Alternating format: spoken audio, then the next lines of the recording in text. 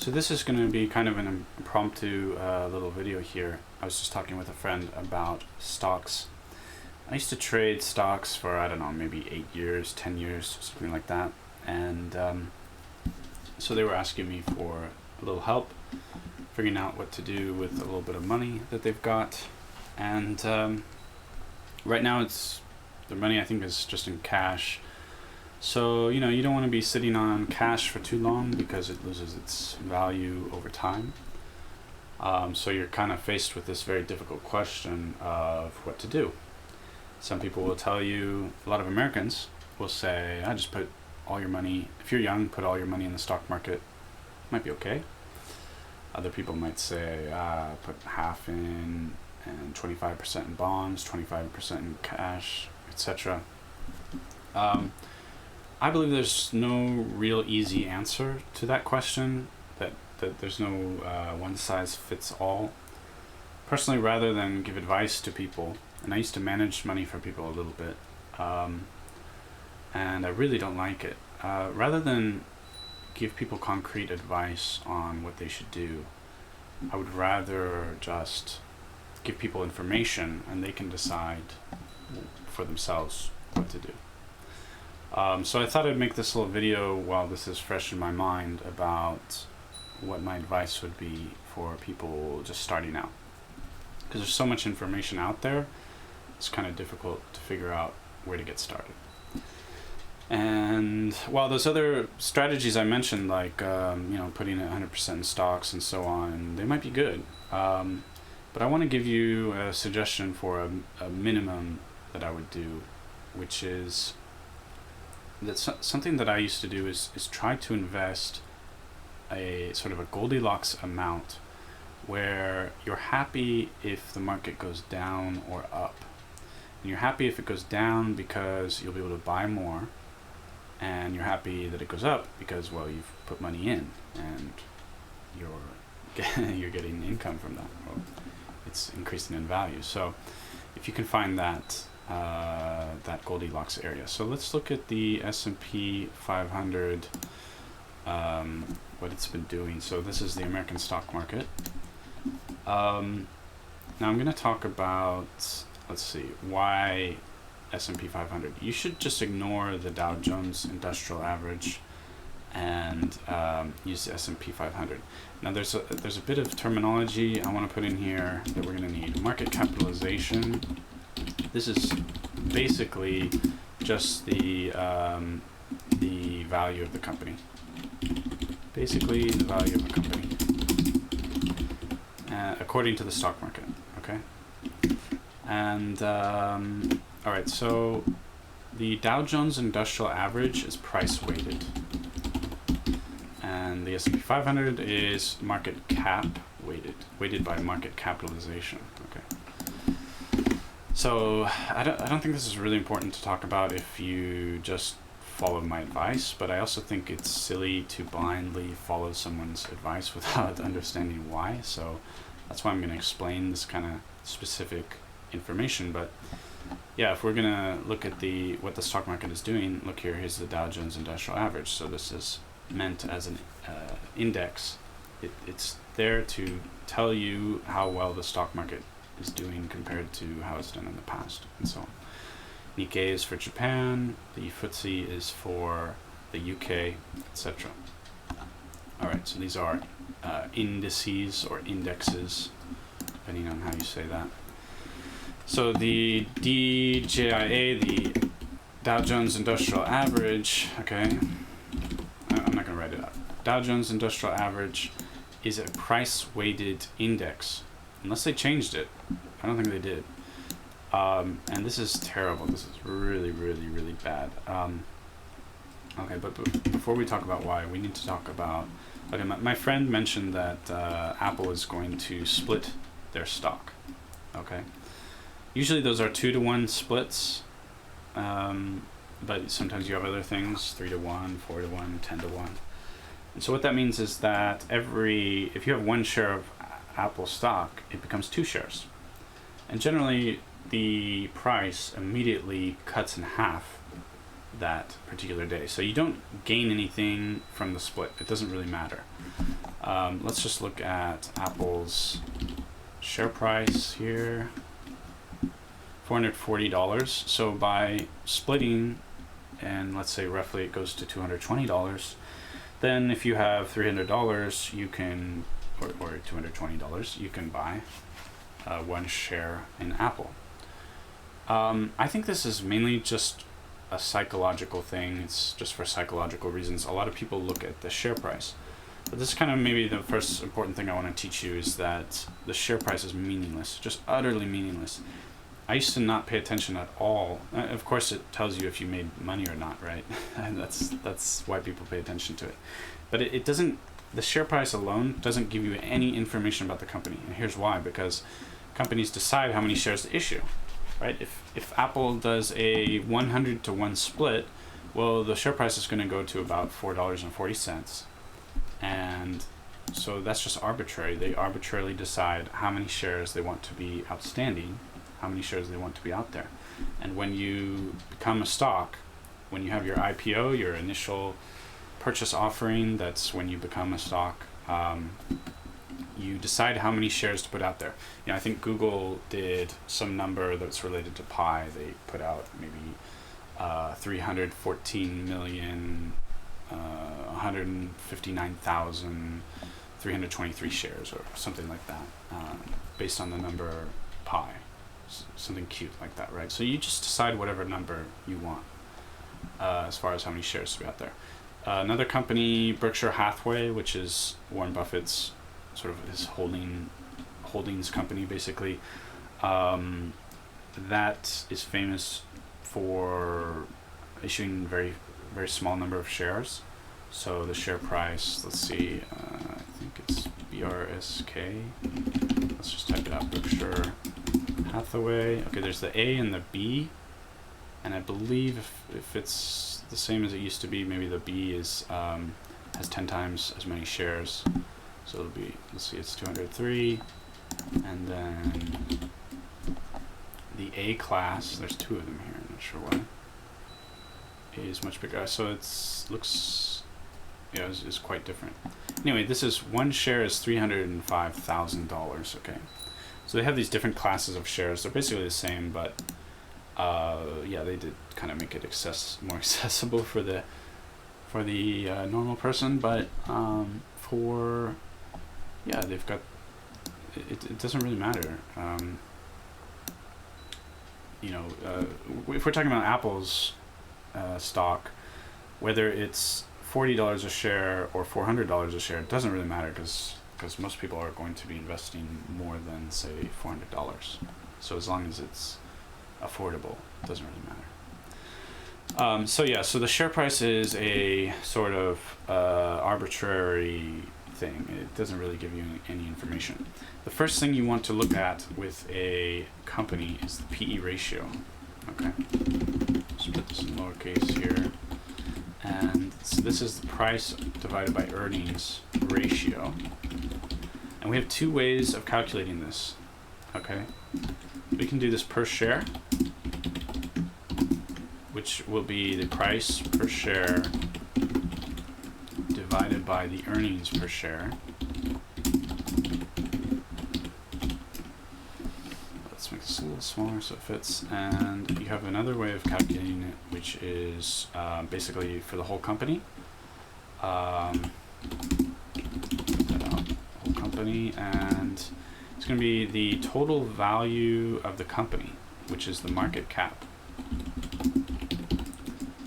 of the company divided by the earnings of the company. Okay, total earnings of the company. This is the total value of the company. This is also generally, the market cap is basically it's the number of shares outstanding, number of shares that are out there multiplied by the share price. So, right, if the share price is $40, one share is worth $40, you multiply it by the total number of shares, you get the total value of the company, the market capitalization. So we've got two ways of calculating the P ratio. This is so important. It's super, super important. So, if math is not your thing, just don't shy away from this. Take it very, very seriously. And this is always the first thing I check right away when I look at a company. I really don't care what the share price is. Not at all. When people say, oh, the price of Google recently was $200. Wow, isn't that interesting? No, it's not interesting. It means nothing. Stop talking about it. All right. Stop talking about the Dow Jones Industrial Average too, please. Just, so bad. So PE ratio is the first thing I'm going to look at so I can make an apples to apples comparison. Hypothetically, if let's say you're looking at Google and Yahoo, and what was it, Yahoo acquired? It's been years since I've done this stuff. Anyway, just bear with me. You're looking at Yahoo and Google, and the PE ratio for Google is twice as much. So let's say Google was 80 and Yahoo was 40. Okay, that would mean that basically, Yahoo I think is like that. Basically you're paying twice as much for Google. Okay, that's basically what that means. You'd be paying twice as much per dollar of earnings, per dollar of profit, compared to when you buy Yahoo shares. So this would make sense to me because Google is a far more successful company than Yahoo. Again, just to reiterate, because it's so important, if you're just looking at share price and Yahoo's share price, it's all hypothetical, but given these numbers of P ratios, you might have that the Yahoo share price is let's say $200, and that the Google share price is $40, and it means nothing. It does not mean that Yahoo is 5 times as expensive as Google. Just utterly meaningless information. So you look at the PE ratio to get a proper apples to apples comparison. Even that it's a little complicated because, okay, so some more stuff you need to know about the PE ratio because it's so important. This is we're dividing numbers here, and if the earnings happens to get close to 0, this number will go to infinity, right? If you divide by 0, the thing goes to infinity. Don't divide by 0. So also, if the earnings are basically negative, if it's a loss for the company, that means that the PE ratio, it's generally going to say NA, not applicable. You could think of it as a negative PE ratio, but technically it's not correct because the earnings are not negative. So it's a loss. So I don't know, it's a technicality, but you generally, if the earnings are non-existent, you're going to see NA for the P ratio. But sometimes you'll see a P ratio that's like 2,000 or something. So when you see something crazy like that, just keep in mind that it just means that the earnings got very close to 0 for that company. All right. Then let's look a little bit at the history of the average PE ratio. So this is S&P 500 PE ratio going back all the way to about 1870. So you've had a lot of history here, okay? And you can look at the 1930s when there's the Depression, World War II, and all that stuff in the 1940s. Here's the dot-com bubble in 2000, quite high, up between 30 and 40. And then it goes off the chart in 2008. The reason it goes off the chart, just like I just told you, when the earnings get really close to 0, the P ratio goes sky high. So actually there were 2 quarters, if I recall correctly, there were 2 quarters in 2008 where the corporate earnings went negative. So it's basically a NA, not applicable. It's basically goes to infinity. So that's what that means. Basically no earnings for a time period. Now you'd have to think, well, see, it's based on trailing 12 month. So even though there were 2 negative quarters, it might not mean that the trailing 12-month period was negative. You have to look on, more into the details of how they're counting it and what periods you're talking about. Sometimes people do a P ratio that's based on like a moving average over the last 5 years, where not the price, but the earnings are sort of a moving average And in fact, I think Robert Shiller does that. That's what I thought. You know what? I think he's got another one that's over 5 years, and this one is 12 months. I don't know why they put this source here, because this book is old, and this is actually recent data, so I don't know what's going on with this website, to be honest. Anyway, it doesn't matter. Alright. What's important is that you get these concepts. So yeah, we can look at the average P ratio of the whole stock market. And if you look over, I don't know, the last 100 or 150 years or something like that, or maybe to the beginning of the S&P 500, your average P ratio in America was about 15. Okay, so historical average, about 15. Now recently, because the market is pretty high lately, maybe this is nudged up a bit. You know, it might be 17 now or something like that. But currently, the average is written here as 21.6. Now, basically, so you have these earnings seasons. So about 4 times a year, you kind of have earnings season. I forget exactly when it is, but I think it's like in April. You have, because different companies choose a fiscal year based on a different fiscal year calendar. Okay, so it's not necessarily that your year starts in January 1st, but maybe they kind of all roughly do the normal based on the year system. So I think it's like April, you get your first quarter results typically, and then it goes on every 3 months after that. So there's this thing called earnings season, where you see most of the earnings coming out from these companies, and so that will give you data about the corporate earnings of the whole stock market. So if you're looking at the average for the S&P 500, for example, that's going to change a lot during the earnings season, and in between the earnings season, it might not change very much. It's kind of important to know kind of how this data, kind of how the sausage is made, so to speak, sometimes.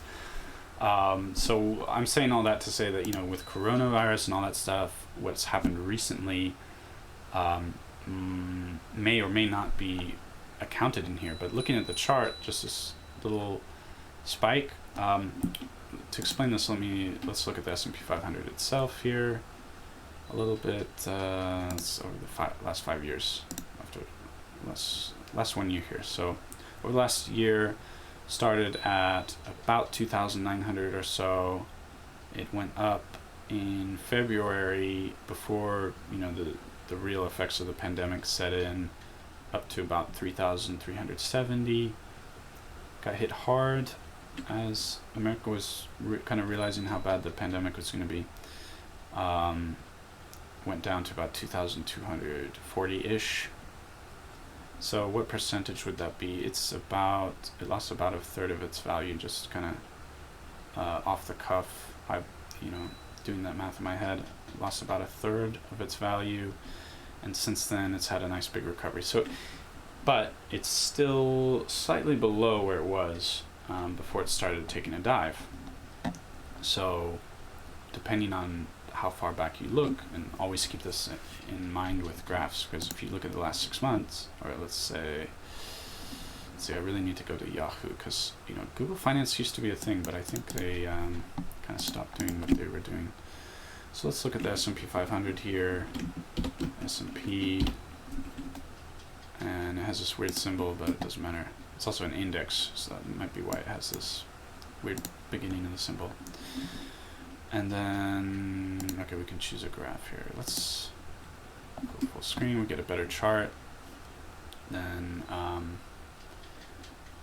let's see, so can I choose a custom range here?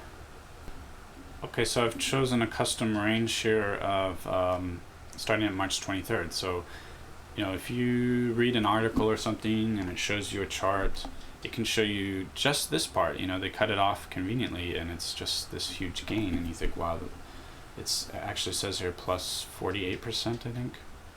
Plus 48% it says here in the top left there. holy smokes, they, despite the pandemic, they've gone completely crazy. Well, sometimes you gotta draw the chart back a little further, and you can see what's going on here. And if we go back 5 years, you can see the tremendous gains in the stock market. Let's again get the percentage here. Over the last 5 years, up about 60% there. Okay. Anyway, so what I wanted to talk about was that this little bump here, it's kind of plateaued there. And then it went down. That's the pandemic part that we just saw, the decline. This is 2010, this is 2020. So right here is basically the last year. So it had that drop from the pandemic, and then it shot up. Well, it's not actually gone higher in terms of the nominal value, the total price. But the price, as we just saw, it's about the same as where it was before. But the earnings have gone down. Because the earnings went down, that increases the ratio, right? The denominator is the earnings, so it has an inverse relationship. When you decrease the earnings, the ratio goes up. When you decrease the earnings, I might have said that wrong. When you decrease the earnings, the ratio goes up. When you increase the earnings, the ratio goes down. Inverse relationship. So this represents not only this increase in price that we had since the trough, but it also represents a decrease in earnings. I can say with pretty high confidence there. So, all right. So then the question becomes, what should you do with your money? Well, I'm not going to give you advice. It's a really hard question. But I'm going to tell you basically a minimum that I think you can do, which is better than just having it in cash. The minimum that you can do is to put a little bit of money into some asset classes where you try to position yourself in such a way that if you are, if it goes up, you're happy, and if it goes down, you're happy because you get to buy more. I just want to take a couple of notes of things that I want to still talk about.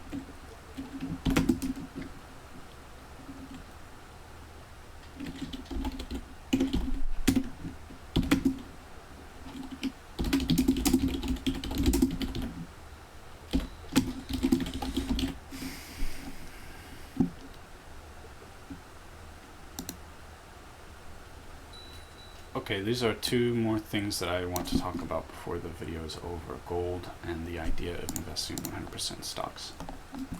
Let's talk about this first because it's kind of easy.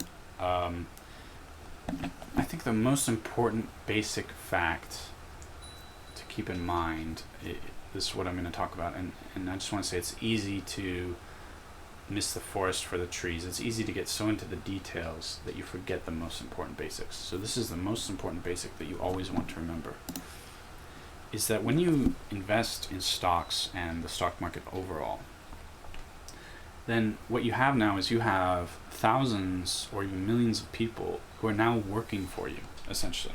You own that asset, those shares, and now you're part of the top of the company.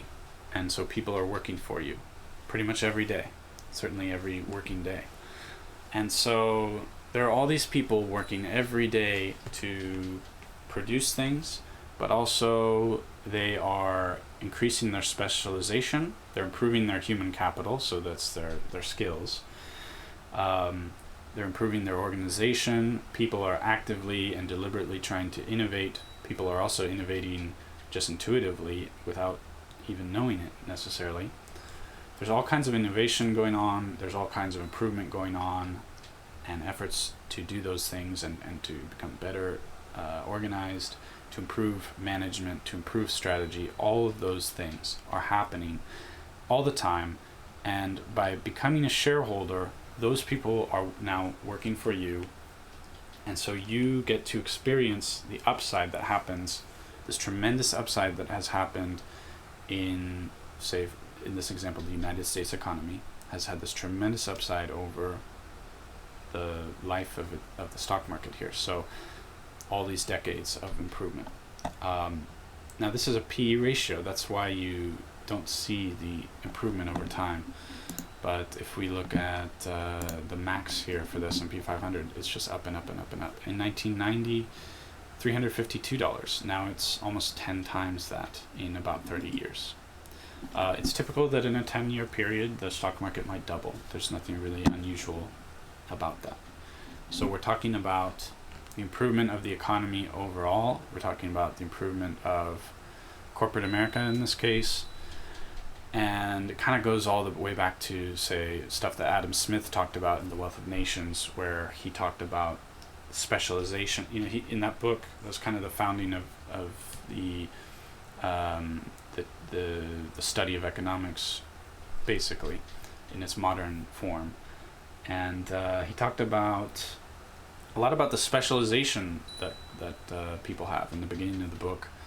You know, if you're making nails, for example, well, one person can, if there's only one person doing the job, they have to do all these different steps. But if you then have 10 people where each person does one step and they get very efficient at it, and you move it so that somebody who's really good at one thing, you move them over here, someone who's good at this thing, you move them over here. That's this increased specialization, and it greatly increases the amount of productive output. Just imagine if, let's use that nail, the example of the nail. Let's imagine that you decide this month I'm going to learn how to make nails. It's made out of metal, right? So, I don't know, maybe you need to learn how to melt a bit of metal. So you figure out, I don't know if it's, you want to use tin or what, you research it. It takes you some time. Let's say you figure out how to do it, and then you start doing it, you're getting somewhat decent at it, and then you decide, well, okay, I'm going to make little nails each day. How many can I make each day working by yourself? You know, maybe you can do 20 or 100. But when you start working with 10 people and it's split up with specialization, everybody's doing different steps, you're going to be much more efficient. That's not even getting into talking about building machines that increase efficiency even more. There's just so much improvement in our ability to generate the productive output. Okay, so you just must not forget that, and you kind of, the basic lesson here is that you don't want to miss out on all of this improvement that's going on. You want to get in the game, and if you're young, probably you just want to get in there. So that's kind of like the sort of conventional wisdom. I'm gonna give you the other side of the coin there, kind of the more skeptical way of thinking. But I think that the conventional wisdom might be the best here. So I'll give you kind of, I'll play devil's advocate with myself a bit now. For one thing, the American market has survivorship bias. If you look at the history of stock markets over time, I think some of them just disappeared. I don't know exactly the history, but I'm pretty sure that if you were invested in the German stock market before World War I and then again before World War II, I'm pretty sure it didn't go so well for you. Yeah, maybe I should look up the history. Maybe it actually turned around, but I think it was probably pretty bad. If you were invested in the Russian stock market before the Bolshevik Revolution, I'm pretty sure you lost everything. That one I'm pretty sure about. The Bolsheviks were not too keen on stock markets. So, you know, being communists and all that. So yeah, by looking only at the American stock market, you are engaging in a kind of survivorship bias. So something to keep in mind. So when people will tell you just, oh, the stock market always goes up over time, you just want to be 100% invested. Yeah, maybe they're right. Maybe they're right, but I want to give you the other argument there. And okay, another thing. Let's look at this historical P ratio. Again, historical average has been about 15. You see how high it is right now? 28. It's extremely high. This is basically the price of the stock market over time, and that's how you should basically think of it.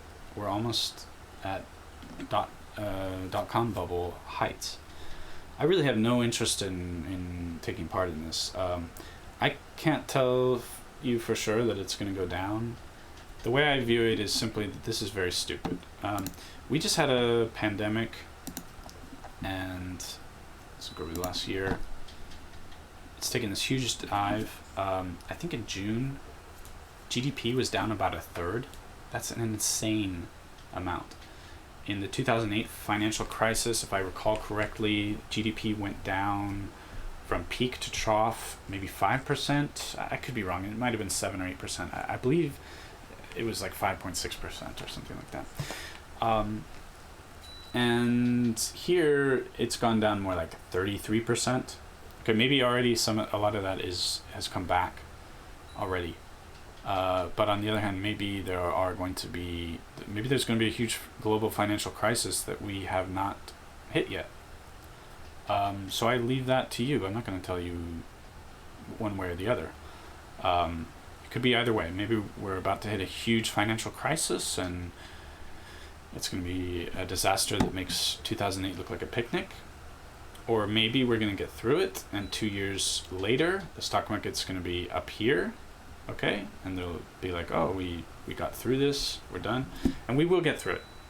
Even if America loses, even if it's just a horrible, horrible disaster and we lose 1 or 2% of the population, you got to keep in mind that the population of America is, in a typical year, I think it's growing 1 or 2% normally. It might be more, it might be 3 or 4%. So in terms of the population, it's a bit of a hiccup. Also, sorry to talk about these grim subjects, but I want to be objective here. A lot of the people passing away are quite older, so they're not necessarily in their most productive years. So strictly talking about the economy, we will get through this, and things hopefully will get back to normal. And when that happens, perhaps you will regret if you were on the sidelines. That's one way of thinking. The other way of thinking is maybe we're going to have a huge financial crisis, and maybe the stock market's going to go down 70%, maybe, and you can buy it down here for 1,000 when it's at 1,000. So different ways of thinking. I leave it to you to think about that. I will say, putting my subjective opinion out there, I think this number is extremely stupid, this 28. I think it's really dumb. I think there's a lot of stupidity in the markets, but it can always get dumber. I can't tell you that it's not going to get 2 or 3 times dumber than it already is. I mean, why in, let's say, 2015 it was here, and now it's even... Well, part of it is that the earnings have gone down, so that's a bit of a blip. So you could view it as a bit of a phenomenon, if you will. But just, if you'd told me in, let's say, mid-2019 that there's going to be COVID-19 and we're going to have this enormous pandemic and GDP is going to go down by a third, if you told me that, and then you also told me that the market is also going to be higher, about 10% higher than at that time, I would think you're insane.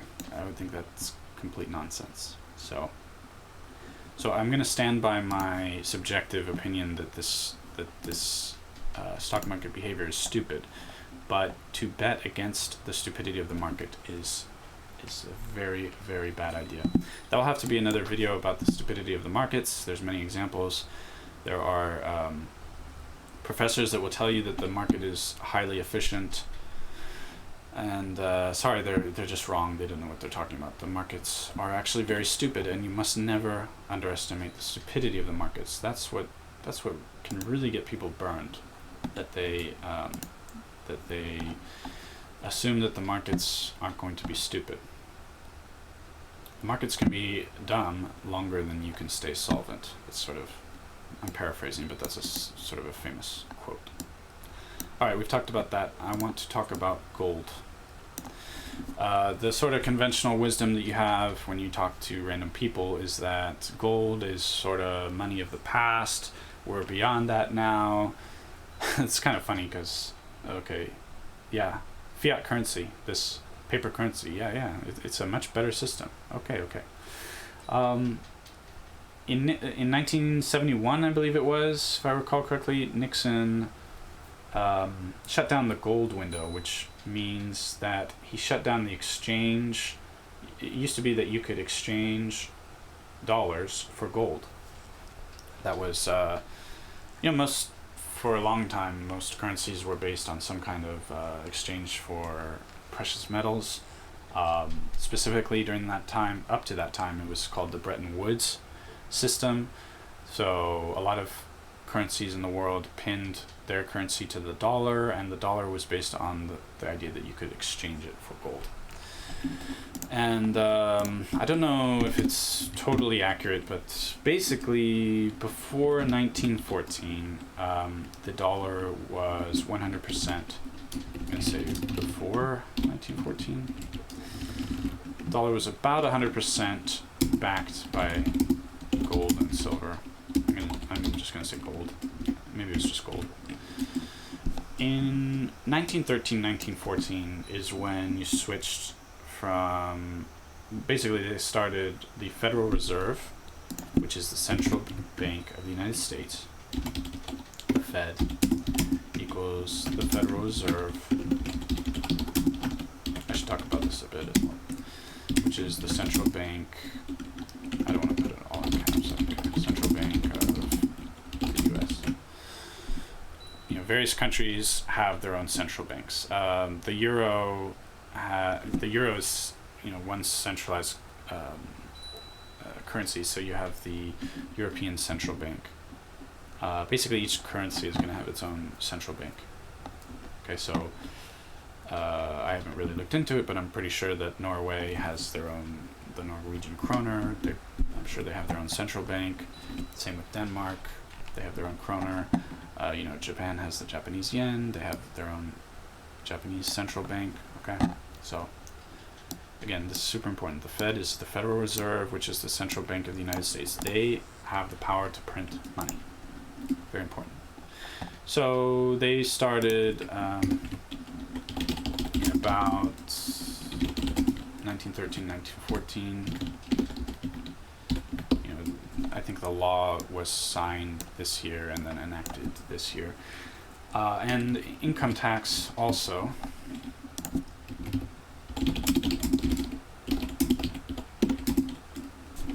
Same thing.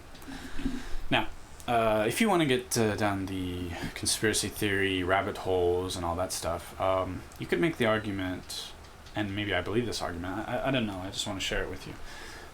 You could make the argument that they intentionally started these together because they figured that if you don't have income tax, you're not going, and then you have this paper currency and you just start printing more and more, that you're not going to be able to kind of force people to keep using your currency unless you have an income tax. So now maybe I'm getting a little off the beaten path here into my own views, okay? But I'm going to do that. I'm just warning you that that's the case here. Here's why I think the US dollar has value, okay? The US dollar, in my opinion, has value because people have to pay their taxes. And because you have to pay your taxes, if you don't pay your taxes, someone will come to your house and possibly arrest you, right? You'll go to jail if you don't pay your taxes. So, taxes, threat of imprisonment. Now, imprisonment. You might argue that this is not the only reason that the US dollar has value. Fine. But I'm going to argue that this is a major reason why the US dollar has value. If no one had to pay their taxes in US dollars in America, then people could, if they wanted to, maybe switch to using a different currency. In practice, actually, people have tried to make little currencies based on being backed by gold and so on. They end up, getting taken down by the IRS and the feds. Okay, they don't smile upon that. They don't like you trying to start your own currency. So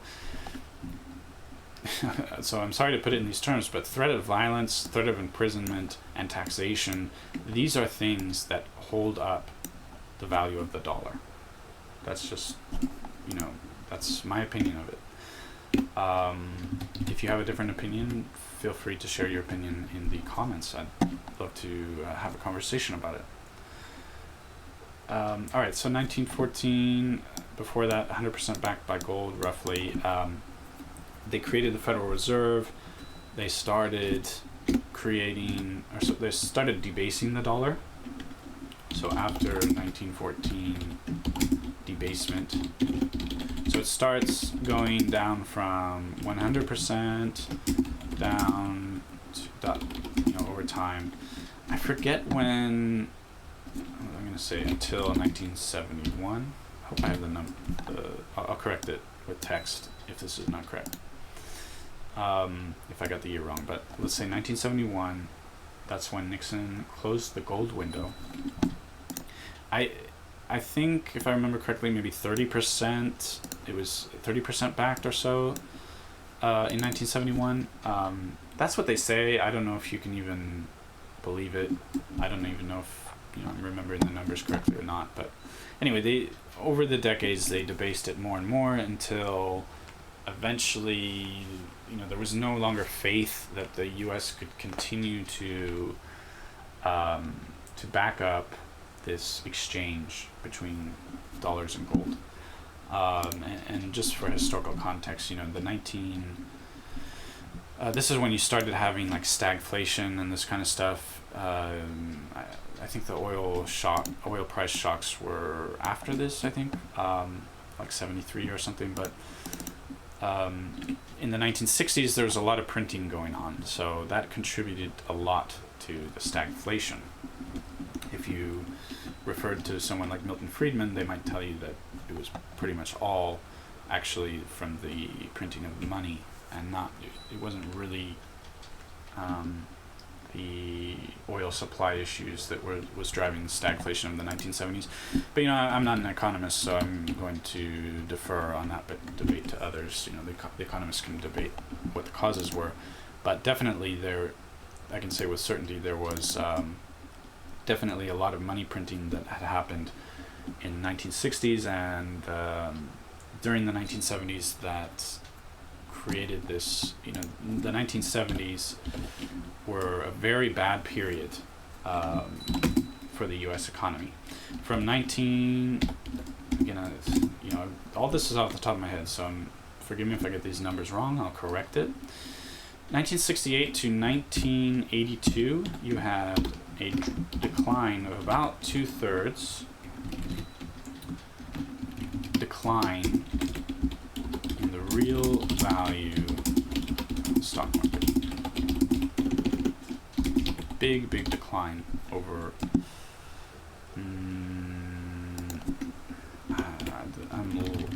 I think it was a 12-year period though. I think it was about this. I'll put a correction here if I'm wrong. If there's no correction, then I got this right. And it's a huge decline. Of course, real value, because I'm adjusting for inflation. Okay, there's a lot of inflation in the 1970s, and so a lot of this had to do with money printing. Too much money printing. All right.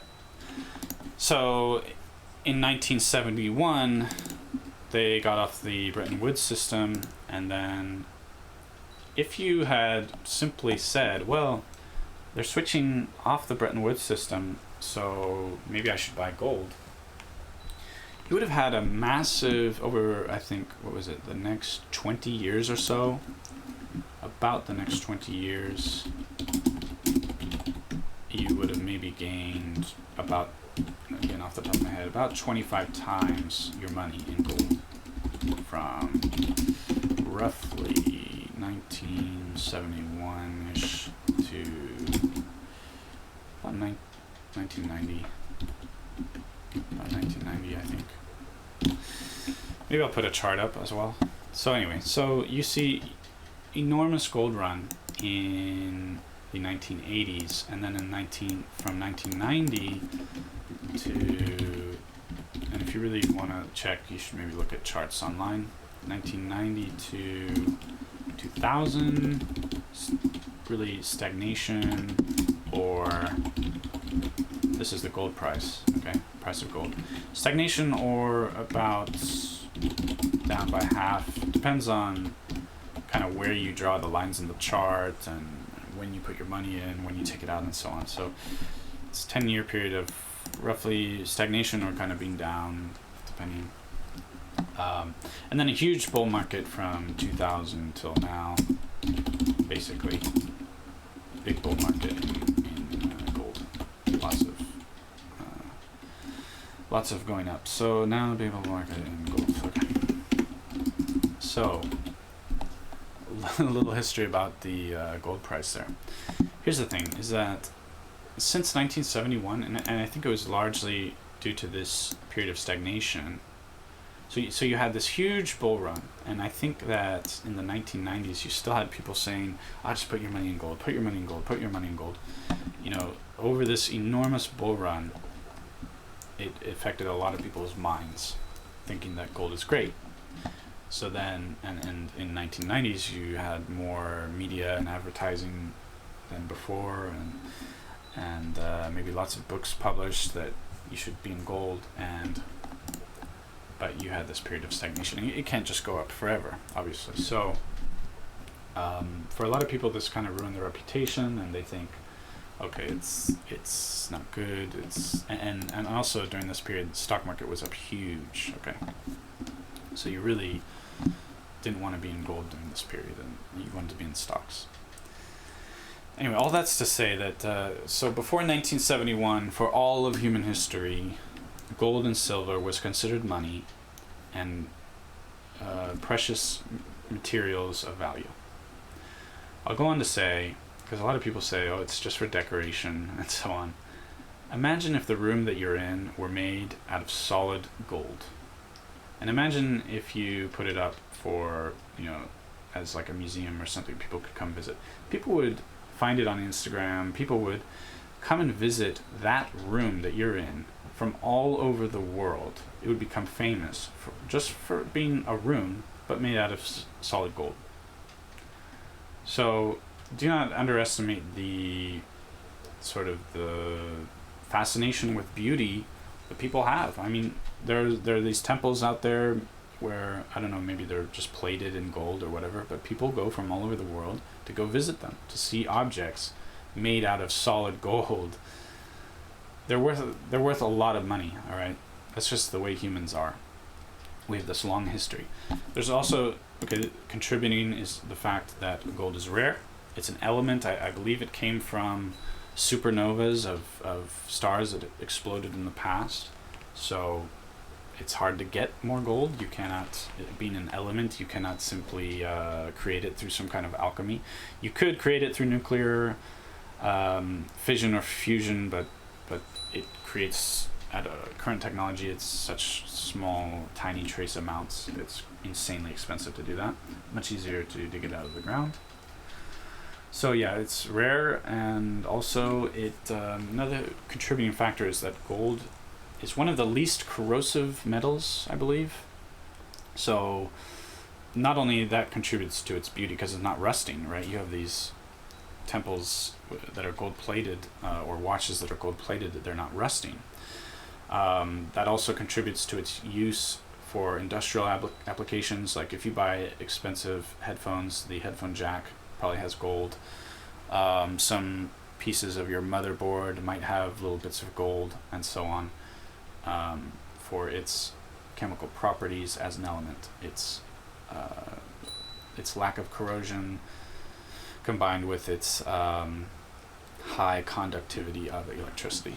Okay, so you have the chemical and industrial properties, you have the beauty of it, and you have the rarity of it, and you have the historical and cultural significance of gold. I'll just talk a little bit more about this. India and China, they both revere gold. India, I think there's a yearly, I don't know if it's a holiday or festival or what it is, once a year they kind of traditionally give gold as gifts. So a lot of gold is important in the culture in India and China. I don't need to tell you, these are the two most populous countries in the world. And a long history, pretty much every culture, if they had gold around them, they valued it. Going back to Aztecs and Incans, the Romans, Europe during the medieval periods, historically India, China, Japan, on and on. Pretty much everywhere in history.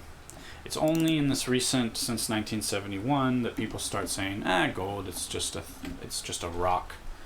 It's not. Just don't use it as money. You can't use it to buy food at the supermarket. True. That's one point against gold. There are like these initiatives to make little bills of cash that have little bits of gold in them and stuff like that. But let's put that to the side because it's not really relevant. What else? Also, another thing I want to say is that the same people who are kind of at the top of telling you that gold isn't money, the economic elites at the Federal Reserve, at the central banks, they'll tell you gold is not money. But when you look at what they actually do at their central banks, the central banks are basically the top hoarders of gold in the world. They have these big stockpiles of gold. So they are just the epitomes of saying one thing and doing another. The central banks of the world, historically, they stockpile gold. That's just what they do. So I think when, at the end of the day, gold has real value. And at the end of the day, whether paper currency, your fiat currency, whether that has value is subjective. That's you'll have to figure that out. So anyway, it could lose its value if you just print up more and more of the currency ad infinitum. It will lose its value. Alright, so that's enough about gold, but gold has been going up nicely lately. Do we have the gold chart? I can show you GLD here. Let's actually bring up Yahoo Finance. So GLD is an exchange traded fund. That's another thing I need to talk about. So if you want to invest in gold. So 1 year. So over the last year, what is that? It's up about a third, roughly. So considerably better performance than the stock market. Over 5 years, up nicely. You can go back. This is the max is going back to when this ETF, this exchange traded fund, was created. I'll explain what an ETF is in a second. So going back to roughly, it says 2004, but this is 2004, the end of 2004. Up about 4 to 5 times. Between 4 and 5 times there. Over 16 years, so that's alright. Kind of had a big dip for a long period and it's back up. But we've got a pandemic going on, so maybe this is just a recent spike. When the pandemic, when it ends, maybe this will drop back down. Maybe it's the beginning of a bull run and it's going to go way, way up to many times what it's at right now. I'll leave that to you to decide, but I just want to say that I would, at a minimum, if you've got everything in cash right now, I would at least you could at least incrementally improve your situation by putting a little bit in gold, putting a little bit in stocks, maybe in bonds, but that's kind of complicated. You have to find a bond. You could find a bond ETF. Again, I'll explain about the ETF. You could do that. So bonds, maybe. But at least a little bit in stocks and at least a little bit in gold, or silver, so that you can try to find this value where you're happy if the markets go up and you're happy if they go down. Now you don't want to do that in such a way that if it keeps going down, you end up putting all your money in it, or a third of your money in something that you you don't want to have a third of your money in. So think that out a bit. But just as an example, I'm just throwing this out of the top of my head. Maybe I would be 40-50% in stocks, thinking, well, if they go down a lot, I can increase it to 80 or 90 or 100%. And by a lot, I mean 50% or more. Otherwise, I'll just hold on to it, and hey, if it goes up a lot, if it's the scenario where the stock market is going to just keep going up and up forever, then, well, that 50% will increase until it's on its own. It becomes, eventually 90% of the portfolio just by its own growth. So I would be in there for those decades of improvement in value. And then maybe 25% in gold, 25% in cash. I'm just throwing numbers out there. This is not a recommendation at all. Some people, based on how they think, might want to be 100% in. But if you're going to be 100% in, you really want to avoid the idea that if there's a big financial crisis, you're going to pull your money out when that happens. I started getting into investing maybe around 2005, and so the financial crisis happened soon after that, and I had been studying markets, reading books a lot, and thinking like, it'd be great if there's a crisis and I can put in, I can get really aggressive. I was generally about 100% in stocks all the time, which is, I think, okay when you're young. So I was looking forward to it. I'd get really aggressive, switch to sort of your riskier stocks, maybe more like tech stocks and fast growing stocks and so on. So I could, get aggressive. And before 2008, actually, I had the good fortune or insight of becoming really, really defensive. At the end of 2007, going into 2008, I ascertained, whether it was luck or intelligence, I thought that the market was extremely dangerous. And I was telling other people about that. And so I positioned myself nicely to be very aggressive in mid to late 2008.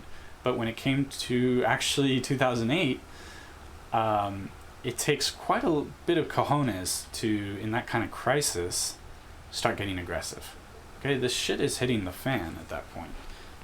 You've got banks collapsing right and left, and people saying this is the worst economy that's ever happened. Of course, that's complete and utter nonsense. Okay, to say that it's the worst economy since the Great Depression.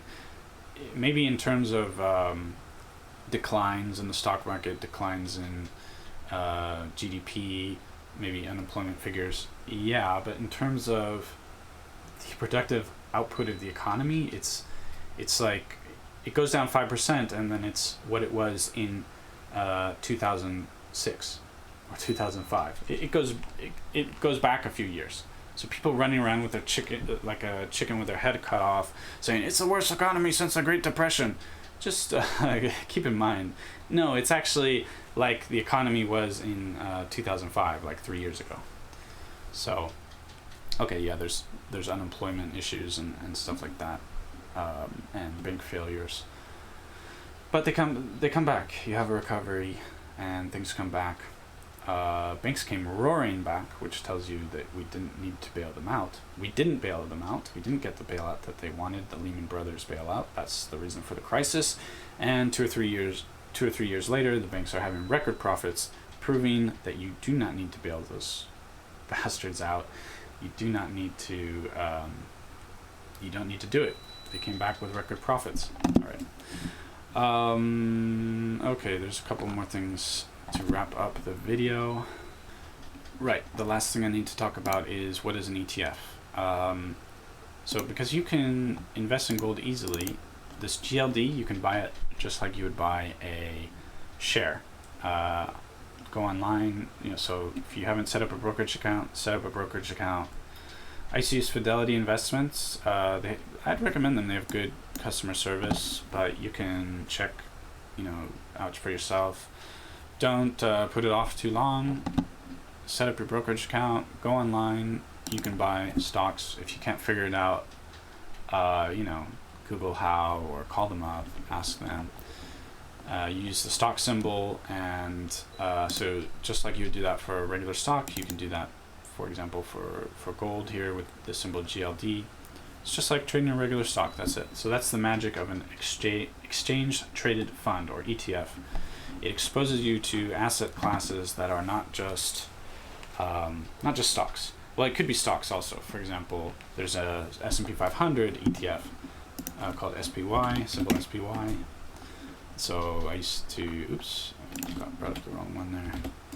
SPY, and this is it's a S&P 500 ETF. So if you want to just get the performance of the S&P 500, this is a fantastic way to do it. Just type SPY into your online brokerage, like your trade, whatever it is, online. Click on trade and type this in and fill out the information. It's really easy. And there you're invested in the S&P 500 overall. And the idea of an ETF is that it's not an actively managed fund, like, for example, a mutual fund. Mutual funds are actively managed, so you're paying often, say, 2% a year as a fee. That's not really good. You probably don't want to do that. 2% a year adds up quite a lot. 10 years, 20%. Don't want to do that. So ETFs have minimal management fees. You can look into the management fees. I don't even bother looking because they're quite low. But if you want to, go look them up. And so, for example, you could probably find one for the Japanese market. For China has the Shanghai Stock Exchange. There's the Hong Kong Stock Exchange, and there might be one other. I don't know. So it might be sort of fragmented or something. There are ETFs devoted to developing markets. I'm sure there's a Europe ETF, a UK ETF, Mexico, Latin America, and so on and so forth. There might even be some other commodities like an oil ETF. Be careful. Do not alright. Until you really, really, really know what you're doing, avoid options, avoid selling short. Okay, this is just conventional wisdom. Selling short, and avoid any sort of there's these weird ETFs where there's one that is supposed to get you the reverse performance of the stock market. I think they're called leveraged ETFs. So look into what the ETF is about. Maybe look online. Don't just take my word for it. But yeah, this is pretty straightforward. You're getting the stock market performance minus a very small management fee. Just in case it needs to be said, I have no affiliation to any of the stuff I've mentioned today, like Fidelity or SPY or anything like that. I own no stocks. No dog in the game here. So what was I going to say? SPY. Yeah, but there's these weird ETFs that are like trying to get you the opposite of the stock market performance, where they go up when the stock market goes down. Of course, they can't do that forever. They'll go to zero, right? So they're based on these weird concoctions of, I think, options and short selling. I just avoid those. Those things just go to zero over time. They're I don't know if they're exactly a scam. They're designed for traders. Just avoid them and avoid options. Now, over the years, if you become really highly informed about these topics and you want to get into options, maybe, even though it's probably a bad idea, or shorting, okay, maybe, again, probably a bad idea, to be honest with you, but okay, yeah, over years of experience and taking this very seriously and studying diligently, this is general advice now. Do not be one of those people who think, you throw your hands up in the air and say, it's all too complicated, and I'm just going to dabble with, I call it voodoo. There's all this kind of, people will say, they have all these complicated charts, and if you just use this indicator, it combines these 3 different metrics into this chart, and it gives you these buy and sell signals, and blah, blah, blah. And then, or if you just buy companies that have a certain, return on capital number, and with this number of assets, like these formulaic ways, forget about that. Don't try to this kind of voodoo stuff. Remember that this is you're owning companies, okay? Treat it like you're owning companies. Don't buy it and then watch it every day and think 3 days later, I'm gonna sell. Don't do that. You're investing in a company, all right? You're buying something. So if you invest in Apple or whatever, check on it every once in a while, but you can check on it 3 months later. That's fine. I don't know. You're purchasing a company. Don't forget that. Don't get involved in the voodoo. Be straightforward. Do not treat this like it's so complicated that you can't do it. Actually, pretty much anybody can do this stuff. The most important thing to remember is to not underestimate the potential stupidity of the market. Look at your PE ratios. That's what it's all about.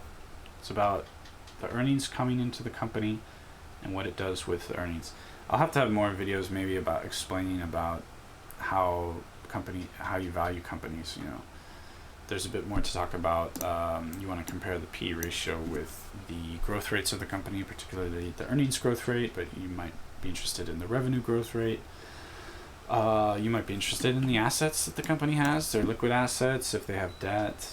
We can go into a lot more detail, but this will be the last piece of advice I give you is do not start trying to follow some kind of voodoo stuff about charts and magic formulas. Do not think that this is a more complicated or tricky beast than it is. We're just talking about companies, putting our money, investing with companies. Do not forget that. And be fairly straightforward. There's value in doing your homework. I'll just give you an example of that to leave you off with. When it was maybe 2006 or so, I used to look at Yahoo and Google. Google was a way better company. Just everybody knew it was better. Just ask somebody on the street, how much more would you pay for Google than Yahoo? I guess they'd say, 10 times, I don't know. But the PE ratios back then, actually, sometimes Yahoo had a higher PE ratio, I think, but they were roughly the same. And remember, this is like the real price, basically. Okay, this is how you make an apples to apples comparison. They're about the same, which is total insanity. Google was growing like 80% a year, whereas Yahoo was roughly stagnant, sometimes losing earnings year over year. A decline in their earnings. So that was insanity. Google should be priced several times what Yahoo is priced. If I had to throw out some numbers, given that historically a average P ratio is about 15, and given that the economy was growing then, but Yahoo was stagnant or declining, maybe Yahoo's P ratio should have been between 8 and 12, we'll say about 10 maybe, 8, 10, and Google's P ratio, given that it's growing at 80% a year, maybe should be somewhere between 60 to 100, 120, like 60, because if it's 60, well, and you wait a couple of years, those earnings double in a couple of years, then the P ratio goes down to 30, all other things being equal, if the price stays the same. So over time, that just by the sheer growth rate, that P ratio will come down. So 60 is definitely justified because it's not, if it's growing 80% per year, and this is robust growth that's happening, it's not just one client of the company that's providing all the revenue. This is widespread growth that's happening that was quite robust and bound to continue. Then you wait a few years, wait 5 years. It's that those earnings are going to go up and up and up to many times what they were. And so when you paid 60 times for earnings, if the price stayed the same, it would go down to 15. But it's still growing rapidly, so actually you just made money. It's an easy way to make money. Sorry that I'm not explaining it perfectly right now. maybe be other videos, but if you can invest in companies that are growing rapidly in a good economy, and if you can pay a reasonable P ratio for them, you can make a lot of money with that. It's straightforward, and I think that the reason that that works so well is that people fail to properly understand exponential growth. People are very bad at understanding exponential growth. So these companies that grow very rapidly, like Apple used to do back then because of the iPhone, and like Google did back then, people underestimate how much those are blowing up. And you might have had some silly people who say, well, I'll put $5,000 in Google and I'll put $5,000 in Yahoo. It's a diversified way of doing it. It's also kind of a dumb way of doing it. So I think that's the growth in the companies were significantly outpacing the amount of new investment into those companies. That's slightly technically incorrect, because when you buy a company shared, you're not exactly making an investment into the company, but you know what I mean. All right, I think I've said pretty much all I want to say now. It's been a lot, but it's a complicated topic. There was a lot to talk about, and hopefully this can be of benefit to someone. Like I said, I'm not trying to give specific advice. I'm trying to help people by giving them information and ideas, and so I encourage you to study things, to study this stuff and take it seriously. Do not throw your hands up in the air and whimsically, do things. Remember what it is. You're investing in companies. You're owning financial assets, owning pieces of companies. You're owning your shares in companies. So remember what you're doing at the end of the day and treat it as such. Treat it appropriately. Try to be intelligent and wise. That is my final advice for you. Thanks for watching. Let me know what you think in the comments. I love chatting with people on these things, and give me a like, helps me out a lot. And if you like my content, subscribe, and thank you. Have a good one.